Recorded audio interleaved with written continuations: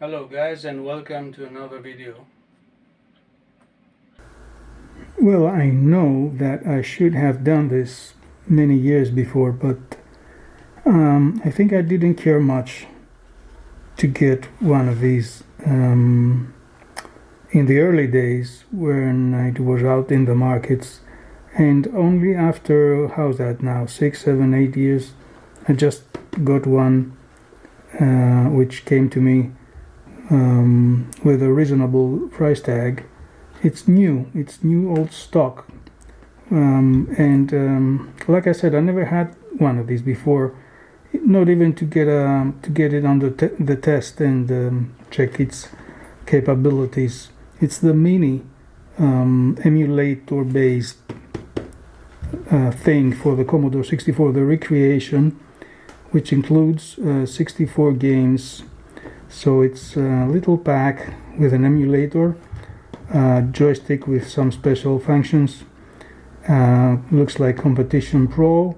It has the HDMI output, of course, high definition nowadays, and 64 ROM games built in, which was always very interesting for someone that didn't have the chance or didn't want to put in gaming operation the original stuff, the original Commodore 64. He could always use one of these, like I'm going to do. Of course, it cannot be compared to the original C64. The TV output, the monitor output, loading by tape, loading by floppy drive, you name it.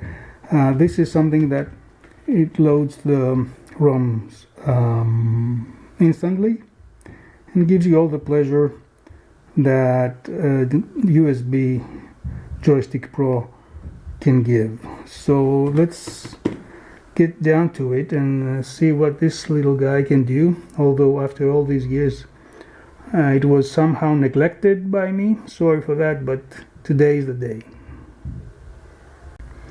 Okay, very well designed, very well packed. There is a box inside the box, the outer box, and here is the little guy with a joystick on the side.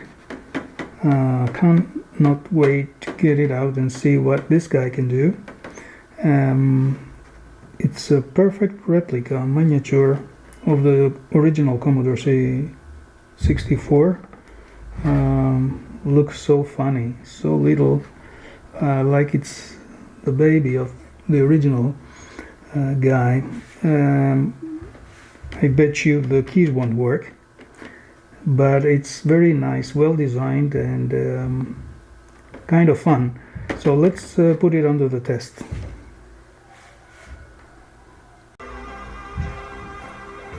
Okay, without any other further delay, we have connected the power, which is USB from the TV. Most modern TVs have USB inputs, so you can get 5 volts from there. HDMI cable on the side. Light went up. That's funny. And we have our joystick connected. And so here we have it. We have language selection.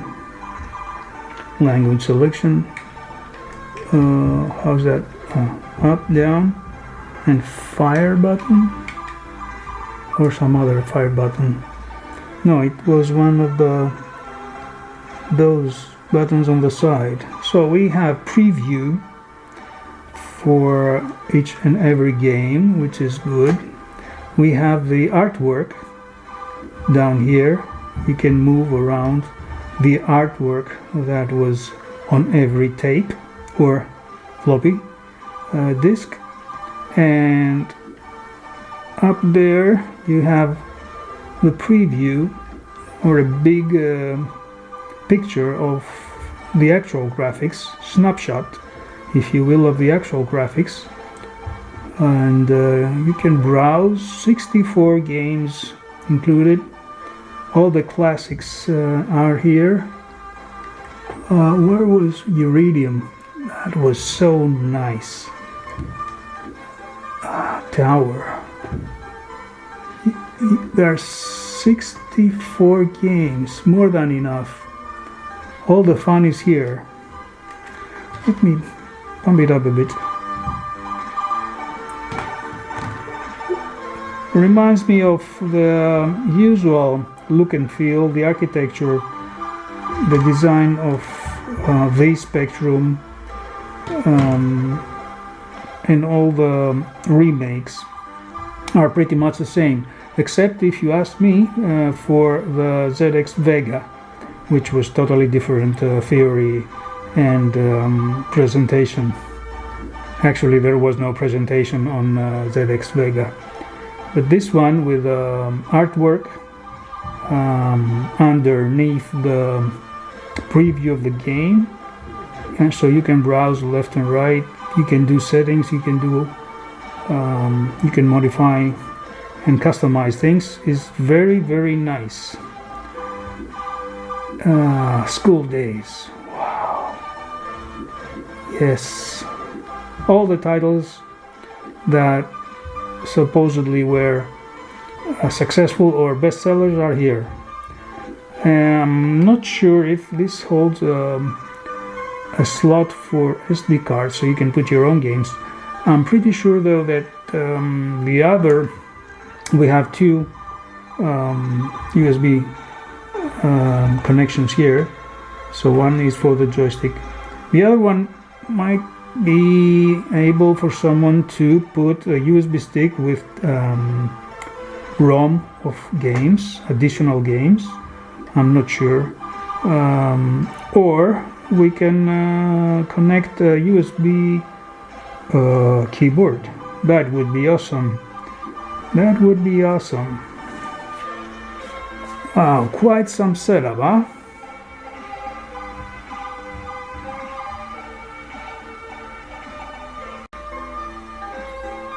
I was trying to go to settings, and I have noticed the guide here. So on the side you can see the 4 red buttons, which one you need to press in order to do what. Out of the 4 buttons, I was thinking of what these are doing on the side of the joystick. So now I have chosen to go to screen settings, and I need to press the 3rd button. Let's see. No, that's sound mute. So I need to press what? Fire button. Yeah, fire button. And so we have display settings. Very clever. The one we have chosen, or it is default right now, is Pixel Perfect. We have European 423, North American 423, Pixel Perfect CRT. Okay, what's the difference? The difference is that for CRT, it emulates the stripes, the lines the CRT monitor would do. We have European CRT and North American CRT, so we have okay, I'll stick to this one, Pixel Perfect CRT, and go back by pressing the 4th button. Okay, so now it emulates the stripes, the CRT effect on a modern TV, so that you can feel like you are back, all the way back in time to your childhood. Okay, and we have language settings. What is this? Yeah, language settings. I'll stick to English. And we have other settings here. USB keyboard. Interesting. So US, if it was legal note, system information. Let's see.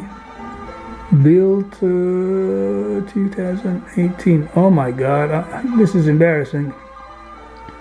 I haven't got my hands on this guy since its initial production back in 2018.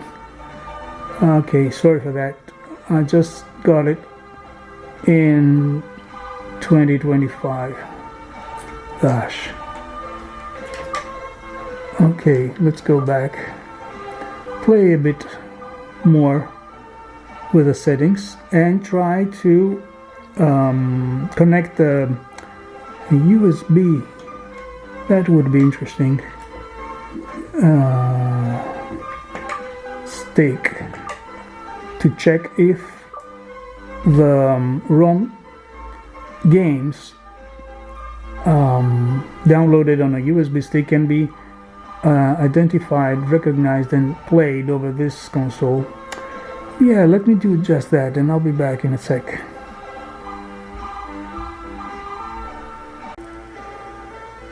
So before I can do anything, I thought I should update the firmware. What is available is 1.6.1 version. I put it on the root directory of the stick, and then it was identified by the system, and now I'm going to hit apply, cross my fingers, and let it go and get digested by the system. And now the transfer begins from the stick to the console. I'm guessing it will be restarted, rebooted by itself, and we should have the 1.6.1 version of the firmware available. Let's see. Need some time, yeah. Retro games, thank you. So we are back, and now that is somehow interesting. I can see the USB stick icon right there. Let me focus for you. Yes, I tried three different sticks with D64 games in there before I thought of doing this firmware update, and the USB stick couldn't be recognized, although it was certain that it was formatted like FAT32 with MBR support. That gives me an idea that this particular upgrade for the firmware is absolutely needed. Now I can see my USB stick down there. Can go inside. I had put the Defender of the Crown. What was that game? D64, and it seems to be loading. But previously, before the firmware update, the USB port and the USB stick couldn't be recognized. I read somewhere over the internet that not all D64 images, ROM images, are okay, can be played. There are many of them might be damaged. This one looks like a cracked game and looks like tries to do something here. I don't know how it starts though. Can I start it?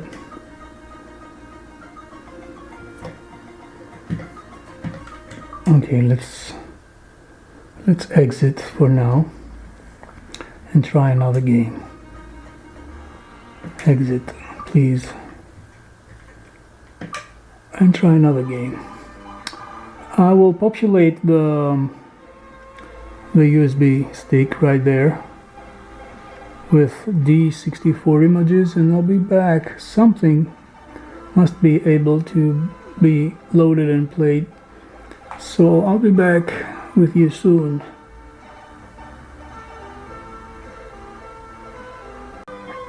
So I think we have tested already the Commodore 64 Mini.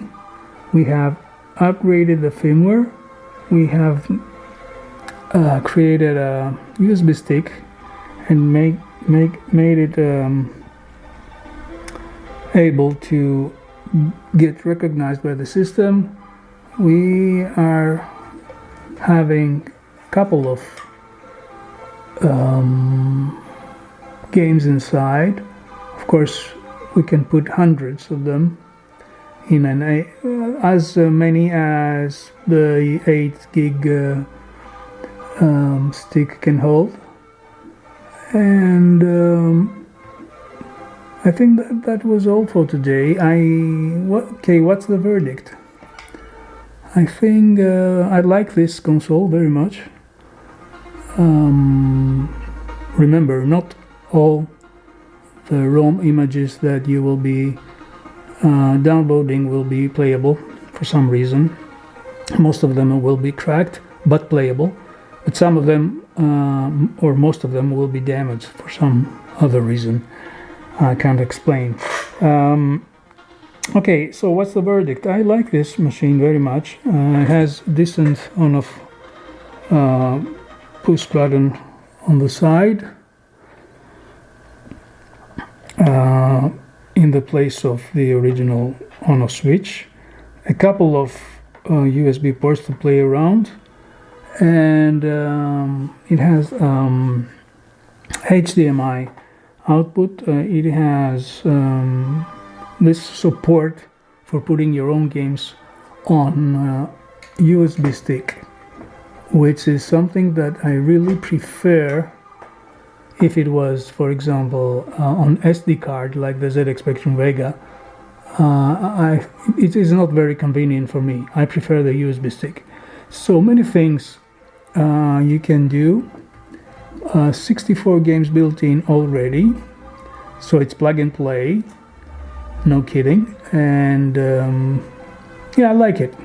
For me, it's worth the money, but in today's currency, after 8 or 10 years, which has been much cheaper, and the prices have significantly dropped over time, which is only natural. Yes, I can say it's thumbs up from me, and I don't know how much time I can spend over weekends to play around with it, but I will. And thank you so much for watching. That was all for today. I'll be catching you soon with another video, repair, restoration, modification, or review, demo, whatever kind. And of course, as always, if time permits. Thank you so much for watching. Bye for now.